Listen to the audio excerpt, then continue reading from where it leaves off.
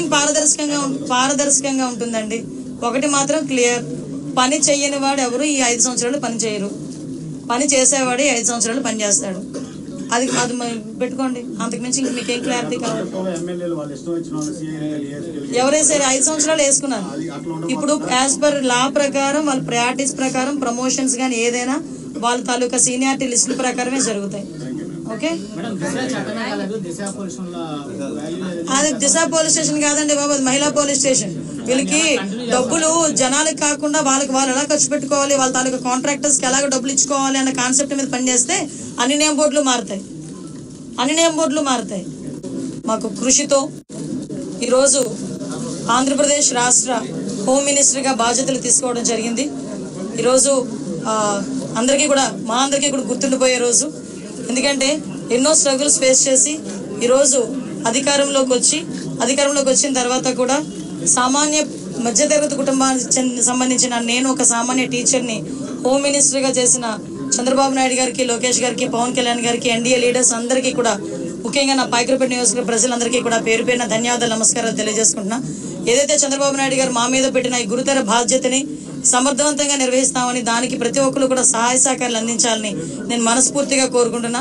ఏదైతే last 5 years లో law and order విషయంలో చాలా ఇబ్బందికరమైన పరిస్థితులు ప్రజలందరూ ఎదుర్కొన్నారు. ముఖ్యంగా గంజాయి డ్రగ్స్ విషయంలోని కానీ, విచ్చలవిడిగా ఉన్న గంజాయి డ్రగ్స్ నిర్మూలించడం కానీ, అదేవిధంగా అమ్మాయిల మీద జరుగుతున్న అఘాయిత్యాల మీద ఉక్కుపాదం మోపడం కానీ, రాబోయే కాలంలో లా అండ్ ఆర్డర్ విషయంలో ఎక్కడా కూడా ఎటువంటి ఇబ్బంది లేకుండా ఆంధ్రప్రదేశ్ ప్రజలందరూ కూడా సుఖ సంతోషాలతో ఉండాలని మనస్ఫూర్తిగా కోరుకుంటూ, దానికి మేమందరం కూడా కృషి చేస్తాం. దానికి ప్రజలందరి దగ్గర నుంచి కూడా సహాయ సహకారాలు అందించాలని, మీడియా పరంగా మిమ్మల్ని అందరినీ కూడా సహాయ సహకారాలు అందించాలని మనస్ఫూర్తిగా కోరుకుంటున్నాం. యాక్చువల్ గా ఒక బడ్జెట్ రిలేటెడ్ సంబంధించిన మన ఓటింగ్ సంబంధించిన బడ్జెట్ రిలేటెడ్ మీద ఈరోజు పెట్టడం జరిగింది. ఫస్ట్ బడ్జెట్ పెట్టడం జరిగింది. ఇంకా మేము కూర్చోవాలి, ఒకసారి ఒక మీటింగ్ కూర్చోవాలి యాక్చువల్ గా. ఎందుకంటే చాలా ఇష్యూస్ ఉన్నాయి. ఇప్పుడు దిశ పోలీస్ స్టేషన్ ఆల్రెడీ దిశ చట్టం ఏమీ లేకుండా దిశ పోలీస్ స్టేషన్స్ అనేది మార్చారు. ఆ దిశ పోలీస్ స్టేషన్ అనేది పేరు కూడా మార్చాలి. అట్ ద సేమ్ టైం చాలా ఇష్యూస్ ఉన్నాయి. పోలీస్ డిపార్ట్మెంట్ వాళ్ళు చాలా ఇబ్బందులు వాళ్ళు ఎదుర్కొంటున్నారు. డిపార్ట్మెంట్ వైజ్ గా ఇబ్బందులు చాలా ఉన్నాయి వాళ్ళకి కూడా. ఈవెన్ ఇప్పటికీ కూడా కొన్ని పోలీస్ స్టేషన్లోని మినిమం ఎమ్యూనిటీస్ లేకుండా వాళ్ళు ఇబ్బందులు పడే పరిస్థితి కనిపిస్తా ఉంది.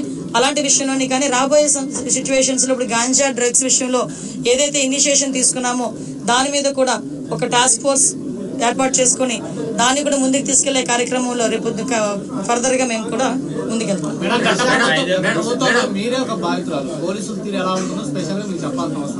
మీలాంటి వాళ్ళు కొన్ని వేల మంది రోజు చాలా ప్రాబ్లమ్స్ ఫేస్ చేస్తారు. మీరు ఆ శాఖకి మంత్రిగా వచ్చారు, అటువంటి పోలీస్ అధికారులకు మీరు ఏం సలహాలు ఇవ్వబోతారు? అంటే తప్పుడు సలహా కాదండి. ఇక్కడ ఒకటి ఏంటంటే అదంటే నేను చాలా సందర్భాల్లో చెప్తుంటాను, యథా రాజా తదా క్యాడ్, అట్ ద సేమ్ టైం యథా రాజా తదా సైనిక్.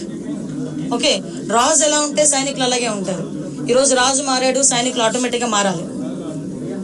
That's it. ఎందుకంటే ఇంతకు ముందులాగే మేము వ్యవహారం చేస్తాము, ఇంతకు ముందులాగే మేము బిహేవ్ చేస్తామంటే కనుక అటువంటి సిచ్యువేషన్స్ లో నేను చార్జ్ తీసుకోక ముందే చెప్పాను పోలీస్ డిపార్ట్మెంట్ వాళ్ళకి, అటువంటి వాళ్ళు ఎవరైనా ఇంకా బ్లడ్ అలా నడుస్తూ ఉంది అనుకుంటే కనుక ప్లీజ్ మీరే పక్కకు తప్పుకుంటే పని చేసే వాళ్ళు వస్తారు.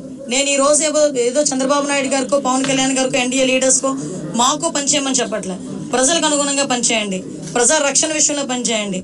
మీరు ఏదైతే కాకి డ్రెస్ వేసుకున్నారో దానికి గౌరవంగా మీరందరూ పనిచేయండి అని చెప్తున్నా. దాని మీద నేను ఈ రోజుకి కూడా స్టాండ్ అయి ఉన్నా. నేను ప్రతిపక్షంలో ఉన్నప్పుడు అదే మాట చెప్పాను, అధికారంలోకి వచ్చి హోమ్ మినిస్టర్ అయిన తర్వాత కూడా అదే మాట చెప్తున్నా. దీంట్లో ఎక్కడ కూడా డీవియేషన్ లేదు. సోషల్ మీడియా వ్యవహారంలో ఎవరిమంటే వాళ్ళని జరుగుతూ ఉన్నారు, దాని మీద చాలా కేసులు పెడుతున్నా కూడా కోర్టు మీద కామెంట్ చేసినా కూడా పరిస్థితులు అట్లే ఉంది. దాని మీద స్పెషల్ గా మీరు ఏమైనా దృష్టి పెడతారు? కంపల్సరీగా అండి. ఎందుకంటే ఇప్పుడు సోషల్ మీడియాలో మాట్లాడేది ఎలా ఉందంటే ఏదో వాక్ స్వతంత్రం ఉంది కదా అని నోటుకొచ్చినట్టు ఎక్కడ పడితే అక్కడ చాలా వల్గర్ గా మాట్లాడడం, అది కూడా కొంత అవతల వాళ్ళ మనోభావాలు దెబ్బతీసేటట్టుగా మాట్లాడడం, ఇవన్నీ కూడా చూస్తున్నాం. మీరు అబ్జర్వ్ చేసే ఉన్నారు, లాస్ట్ టైం ఉన్న గవర్నమెంట్ లో ఇంట్లో ఆడవాళ్ళని కూడా బయటకు తీసుకొచ్చి మాట్లాడిన సందర్భాలు కూడా ఉన్నాయి.